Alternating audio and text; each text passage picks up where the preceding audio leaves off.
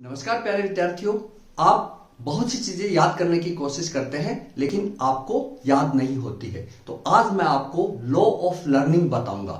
जिस प्रकार आपने कई लॉज पढ़े हैं जैसे law of motion, law of gravity, उसी प्रकार लॉ ऑफ लर्निंग भी होते हैं। ये तीन लॉज मैं आपको बताना जा रहा हूं। सबसे पहला लॉ है लॉ ऑफ रेडीनेस, यानी आपको पढ़ने से पहले अपने दिमाग को तैयार करना होगा, आपके शरीर को तैयार करना होगा, यानी मेंटली और फिजिकली आप तैयार हो जाइए कि अब आपको पढ़ना है, ताकि आपका माइंड उसको एक्सेप्ट करे।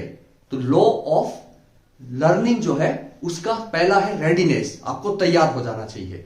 दूसरा लॉ है लॉ ऑफ एक्सरसाइज, यानी प्रैक्टिस। किसी भी चीज को याद करने के लिए उसकी बार बार प्रैक्टिस और एक्सरसाइज करना बहुत जरूरी है। अगर आप इनऑर्गेनिक केमिस्ट्री पढ़ रहे हैं तो आपको पता होना चाहिए कि वहां पे कई जो एक्सेप्शन आएंगे, कई इक्वेशन आएंगी। अगर आप न्यूमेरिकल पढ़ रहे हैं तो बहुत से फॉर्मूलाज आएंगे। तो आपको रेडी रहना ही रहना है और प्रैक्टिस के साथ प्रैक्टिस लगातार करते रहने हैं। तीसरा लॉ है लॉ ऑफ इफेक्ट।